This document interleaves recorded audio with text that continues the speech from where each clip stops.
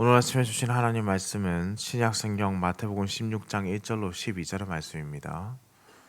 신약성경 마태복음 16장 1절로 12절의 말씀입니다.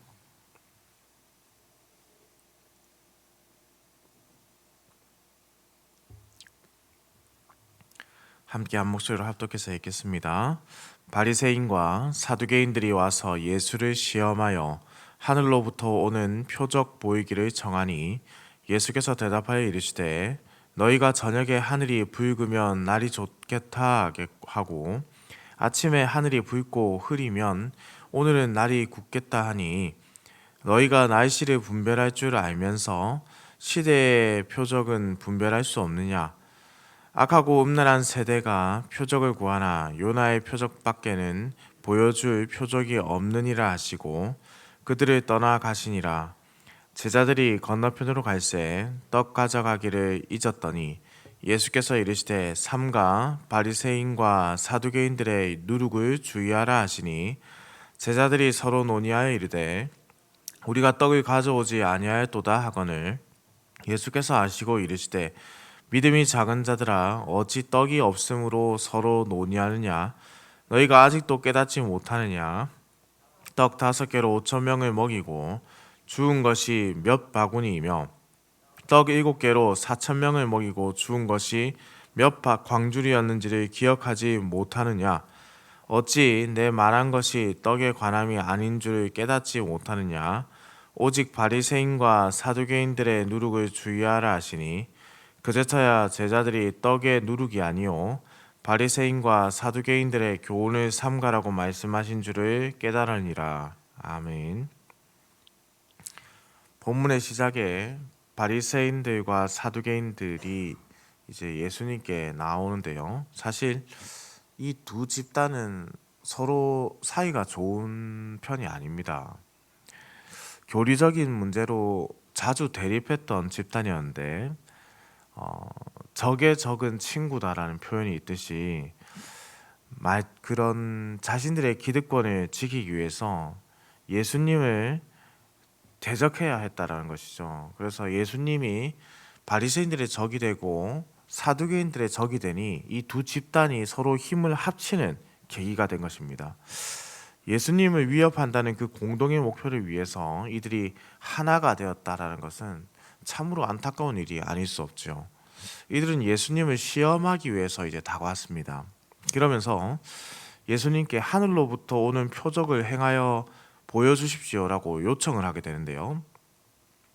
그런데 여기서 주목할 점이 그들이 요구한 표적이라는 것이 이 헬라어 세메이온이라는 단어를 쓰는데 이는 어떤 사실이나 가르침을 지시하는 눈에 보이는 표식, 그러니까 눈에 보이는 표식이라는 건데 그들이 이 단어를 사용하는 것은 그들의 요구가 단지 기적 그 자체가 아니라 기적을 통해서 당신의 권위를 나타내라라는 의미입니다. 당신이 그동안 했던 모든 말들에 참된 의미를 담고 싶다면 기적을 행하고 그 기적을 통해서 권위를 증명하라라는 요구라는 것이죠. 그리고 그들은 하늘로부터라는 단어를 쓰는데 이는 사실 그 당시에 유대인들이 뭐 지금도 그러하지만요 하나님이라는 단어를 함부로 사용하지 않았습니다. 그래서 이 하늘이라는 표현은 하나님을 대단히 완곡한 표현이라고 할 수 있어요. 그러니 하늘로부터라는 것은 하나님의 권위가 당신에게 주어졌다면 그 권위를 입증해서 보여라 이 말입니다. 결국 무슨 말이냐? 하나님의 입증을 요구하고 있다라는 것으로 지금 예수님에 대해서 당신은 하나님의 권위가 아니라는 것이죠. 그러니 그것은 대단히 신성모독적인 발언이라 할 수 있습니다. 그러면 왜 이렇게 표적을 보여달라 하겠는가? 이는 유대 전통에서 보았을 때 바리새인들이나 사두개인들은요 사실 유대인들의 전통에 따라서 선지자들의 메시지가 초자연적인 현상이 있었기 때문입니다. 구약의 말씀에서 보시면은 초자연적인 일들이 일어나지 않았습니까? 이사야 때 비가 내리지 않았고 또 비를 하나님께 구했을 때 비가 내렸고 이런 이들처럼 그런 초자연적인 현상이 하나님으로부터 온 권위를 증명한다라는 것이죠. 그러나 예수님께서 이적을 행하지 않으셨던가? 우리가 이 질문을 한다면 우리는 행하셨다라고 대답하지 않습니까? 5천 명도 먹이시고 4천 명도 먹이시는 사역하였습니다. 우리는 여기서 이들이 이적을 예수님께서 행하신 그 이적을 보고도 재확인하고 싶어 하는 것인지, 아니면 예수님의 이적을 들었던 사람이 나도 보여주십시오라고 요청하는 것인지, 이 본문만 보아서는 사실은 확실한 답을 찾을 수는 없습니다. 그러니 이 요구하는 사람이 재확인하고 싶어서 말하는 것인지, 아니면 나는 보지 못했으니 듣기만 했으니 보여주십시오라고 말하는지는 알 수 없다는 뜻입니다. 그러나 예수님께서 사역하실 그 당시에 언제나 이러한 시험을 당하셨다라는 것은 우리가 잘 알고 있죠. 이러한 요청은 예수님께서 사역하실 전반에 걸쳐서 계속해서 이어져 왔습니다. 그래서 사실 예수님께서 십자가에 달리셨을 그때도 이러한 요청, 이러한 요구가 있지 않았습니까? 약간 신성모독의 말을 계속해서 담아내며 예수님께 증명해 보이라. 바로 마태복음 27장 42절의 말씀인데요. 그가 남은 구원하였을 때 자기는 구원할 수 없도다. 그가 이스라엘의 왕이로다. 지금 십자가에서 내려올지어다. 그리하면 우리가 믿겠노라. 그러면 내가 믿겠다. 우리의 눈에 이것을 보여달라. 그러면 우리가 믿겠다.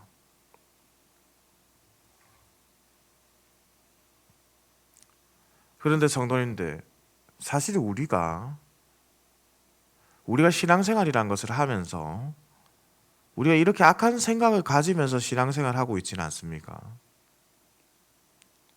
하나님, 내게 이러한 일을 행해 보십시오.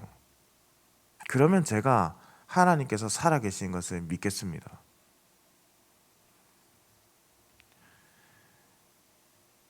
이렇게 말하는 것이 얼마나 불신앙적인 모습을 가지고 있었는지를 성경이 우리에게 알려주고 있는데, 우리는 하나님을 부정하며 우리의 믿음이 아니라 하나님의 능력 자체를 테스트하려는 모습을 가지고 있죠. 이런 자들에게 과연 재확인이 필요한가?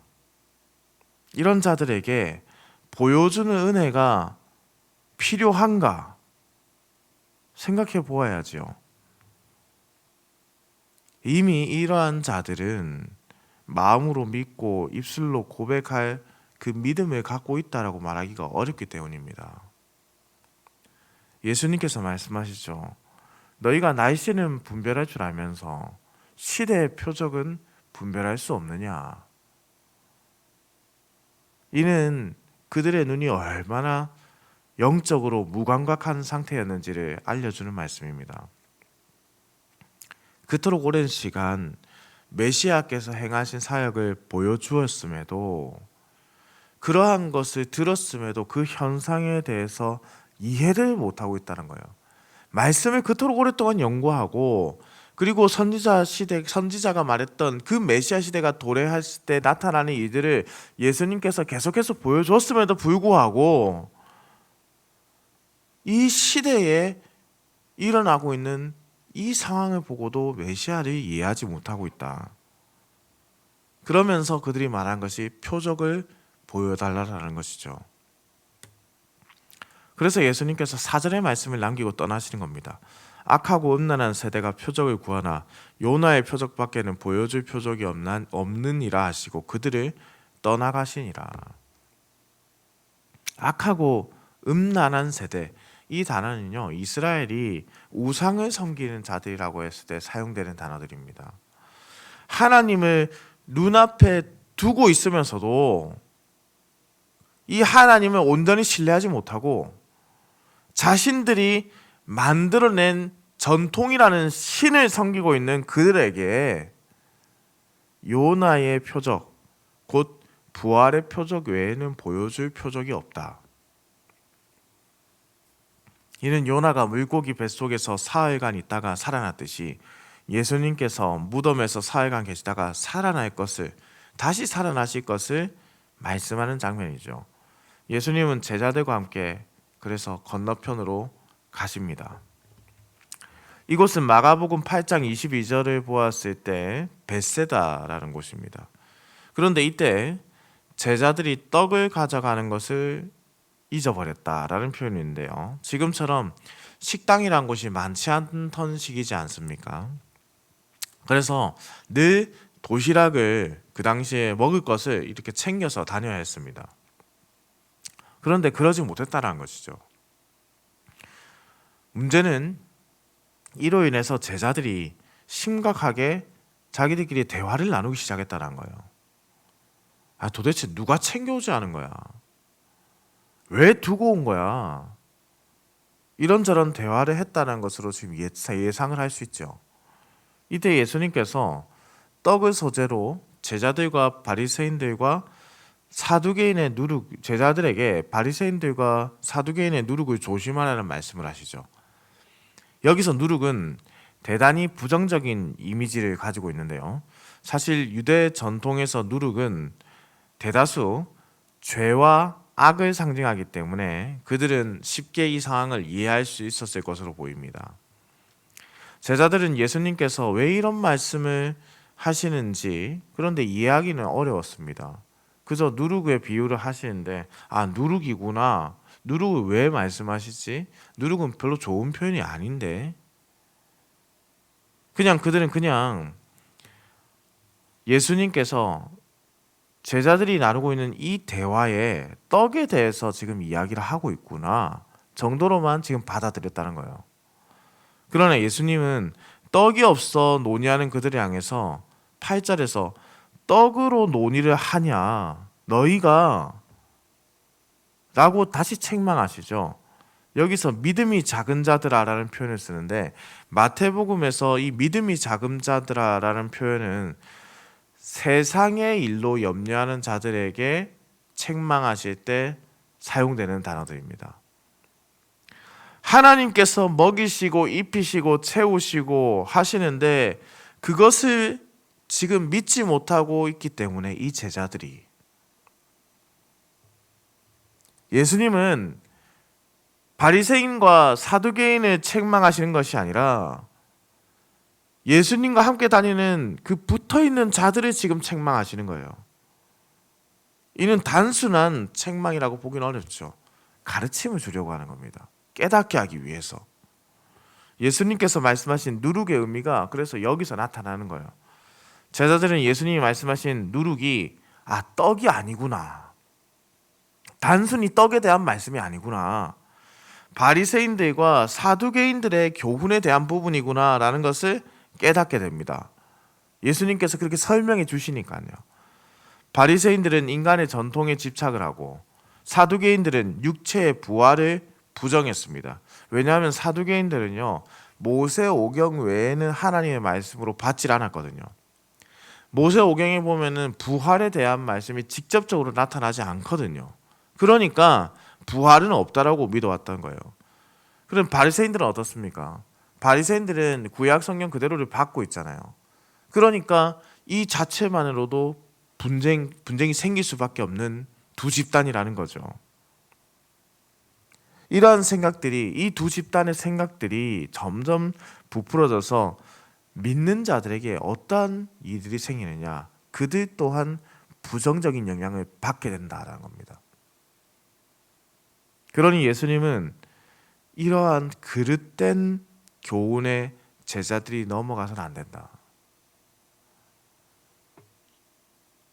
무슨 말씀입니까? 세상의 것들에 집착해서 살다 보면 너희가 바리새인과 사두개인과 같이 그릇된 교훈에 그 누룩들에 쉽게 잠식되어 버린다라는 것이죠. 사랑하는 흥덕향상교회 성도님들, 바리새인들은 자신들이 정한 전통에 매여서 살고 그래서 예수님을 보지 못했고, 사두개인들은 자신들이 정한 교리에 따라서 부활을 믿지 않아 예수님의 가르침을 따르지 않았습니다. 이러한 가르침들이 그 당시에 매우 광범위하게 펴져 있었다는 것이죠. 교회에서 참 안타까운 것은 이러한 가르침이 들어오지 않았으면 좋겠는데 어느 순간 들어오게 되면 어떻게 된다? 바로 누룩처럼 커져나간다는 거예요. 사람이 세상의 일을 생각하고 세상의 염려를 하고 살아가다 보면은 자신들의 생각이 어느 순간 고착화되게 되고 거기에 머무르게 된다는 겁니다. 아무리 나는 그렇지 않아요 라고 말하며 살아온다고 하더라도, 그렇게 말을 한다고 하더라도, 나는 다릅니다 라고 말하고 한다라도 예수님 바로 옆에서 붙어 다니는 제자들이 그랬듯이 살아온 세월에 녹아든 지식이 진리의 말씀을 부정하게 된다는 거예요.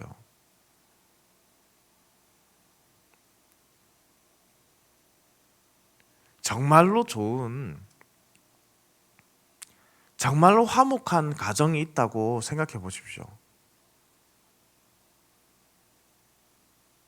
반대로 어느 가정은 굉장히 화목하지 못하고 평생 시부모님들로 인해서 고통을 당했다 하는 가정이 있다라고 또 생각해 보십시오. 그래서 이 고통당한 가정에서 딸이 정말로 화목한 가정의 그 가정과 결혼을 한 거예요. 그래서 딸이 집에 갈 때마다, 친정에 갈 때마다 시부모님들을 자랑했다 생각해 보세요. 우리 시어머니는 정말 좋은 분이야. 그런데 과연 친정어머니가 그 말을 믿을 것 같으세요? 안 믿습니다. 안 믿어요.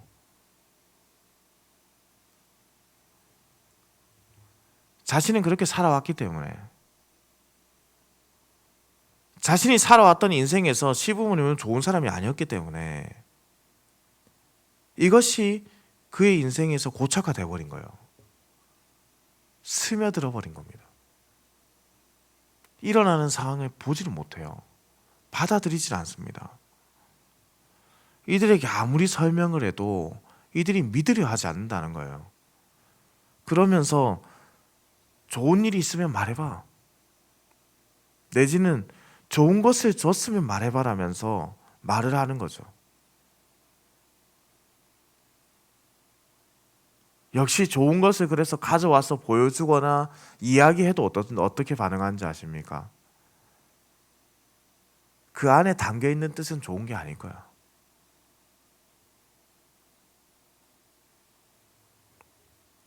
사실은 바라는 게 있겠지. 그렇게 악한 말로 바꿔버리는 거예요. 이것이 연약한 인생의 모습이라는 뜻입니다. 그러니 인자의 표적은 부활의 표적밖에 볼 것 없다라는 이 예수님의 말씀이 맞는 것이죠. 부활을 믿는다면 너희가 나머지 믿지 못할 일이 없다. 예수님의 부활을 믿게 되면 바리새인들이 그동안 가져왔던 여러 전통의 문제들을 깨달을 수밖에 없습니다. 아, 정말로 하나님이시다. 참 하나님이시다. 참 하나님이 여기 계셨구나. 부활의 교리를 믿게 되면 사두개인들이 그동안 부활의 교리를 믿지 않았던, 부활이 없다라는 그 교리가 무너지기 때문에 그들이 하나님의 아들 예수 그리스도라는 것을 믿게 될 수밖에 없는 것이죠. 사랑하는 흥덕향상교회 성도님들, 무슨 새로운 이적이나 표적이 우리를 믿음으로 인도하는 것이 아닙니다. 부활을 경험한 우리는 다른 믿지 못할 것이 없는 자들이란 소리입니다. 먹이시고 입히시고 채우시는 은혜를 고백할 수밖에 없는 것이 부활을 믿음으로 고백하는 자들의 모습이죠. 우리의 믿음을 돌아보기를 소망합니다. 우리는 어떠한 믿음을 가지고 있었던가? 하나님, 이것 해주시면 내가 믿겠습니다. 이렇게 하면 따르겠습니다. 말하면서 실제 부활의 예수님을 믿지 못하고 있었던 것은 아닙니까? 부활이요 생명 되신 예수 그리스도를 믿음으로 고백하시기를 소망합니다. 그리고 나의 모든 지식을 부숴버리십시오. 오직 내 안에 부활하신 예수 그리스도께서 함께 하시는 성령으로 인해 가득 채워져서 예수를 나의 구주로 고백하고 주의 부활처럼 나도 부활할 것을 믿음으로 고백하는 자들이 된다면 우리의 인생이라는 것이 먹고 사는 그러한 세상적인 염려에서 머무르지 않는다는 뜻입니다. C.S. 루이스가 이렇게 말했습니다. 보아서 믿는 것보다 믿어서 보이는 것이 참되다. 그것이 더 많다. 우리가 하나님을 보아서, 하나님의 이적을 보아서 믿게 되는 것이 아니라 주께서 우리를 믿게 하시기 때문에 주의 눈으로 보게 되는 것이 더 많다는 것이죠. 그것이 참되다라는 뜻입니다. 우리가 예수 그리스도를 바르게 믿을 때 우리는 많은 것을 보게 될 것입니다.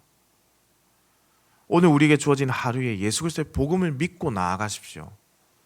주께서 나를 어떻게 먹여왔는지를 보게 될 것입니다. 오늘 나에게 주어진 환경에서 고통 가운데 있다면 부활의 예수님을 보십시오. 믿음으로 고백하십시오. 그렇다면 나의 인생의 이 고난이 하나님께서 나를 어떻게 먹이셔 왔던가, 그 믿음의 고백이 우리의 인생을 바꾸게 될 것입니다. 우리가 바뀌지 않는다면, 우리가 바뀌지 않으면서 우리 주님을 책망하지 마십시오. 우리 주님은 지금까지도 우리에게 너무나 많은 것을 보이셨습니다. 다만 우리가 그것을 부정할 뿐이죠. 더 좋은 것을 원하는 우리의 욕심 때문인지, 아니면 더 많은 것을 바라는 우리의 욕심 때문인지, 아니면 믿음이 없기 때문인지 우리 스스로를 돌아봐야 한다는 뜻입니다. 우리를 무너뜨리십시오. 우리의 자의식이 죽어야 합니다. 우리가 자의식을 가지고 있을 때는 그 어떤 것도 믿어지지 않는 겁니다. 우리 안에 성령이 사셔야 합니다. 그리스도의 은혜가 있어야 합니다. 그러니 주님, 내게 이것을 보여주십시오가 아니라 우리의 기도는 주님, 나를 죽여주십시오. 그리고 그리스도께서 내 안에 사시기를 원합니다. 그것을 바라야 하죠. 그러면 우리의 눈에 아무 것이 보이지 않는다 하더라도, 세상 사람들은 아무 것이 없는 길을 걸어간다고 하더라도 우리의 눈에는 하나님이 보이고 하나님이 걸어가신 길이 보일 줄 믿습니다. 우리의 걸음이 그렇게 되기를, 부활의 예수님을 믿는 우리의 삶이 되기를 우리 주님의 이름으로 축원합니다. 기도드립니다. 사랑과 은혜가 풍성하시며 인간의 생사 화복을 주관하시는 천지를 창조하신 살아계신 우리 하나님 아버지, 생명의 하루를 우리에게 허락하시고 이렇게 아침에 깨워 주의 전으로 불러주시니 감사와 찬송을 올려드립니다. 오늘 우리에게 주신 생명의 하루를 온전히 하나님의 기쁨이 되도록 쓰이게 하여 주옵소서. 하나님 아버지, 우리의 믿음이 얼마나 연약한지요. 믿음이 있다고 말하면서, 예수님을 믿는다고 말하면서도 하나님께서 하신 일을 부정하거나 다른 기적과 이적을 소망하는 삶을 살아가고 있지는 않았습니까? 그것을 하나님의 살아계심이 나타나는 증거라 말하면서 달라는 무지한 신앙이 우리에게 있지는 않았습니까? 우리의 무지함과 불신앙을 주께서 긍휼히 여겨주시고 예수 그리스도께 대한 확실한 믿음으로 성장할 수 있도록 성령께서 우리 안에 좌정하시어 깨닫게 하시고 인도하여 주옵소서. 하나님 아버지, 그럼에도 소망하는 것이 먹을 것이 없으면 늘 불안하고 넘어지는 연약한 인생이지 않습니까? 물질의 풍요를 구하는 것이 아니라 자족할 수 있는 마음을 주께서 허락하여 주옵소서. 주께서 부어지는 것으로 먹으며 채우시는 은혜를 고백할 수 있는 믿음 또한 허락하여 주옵소서.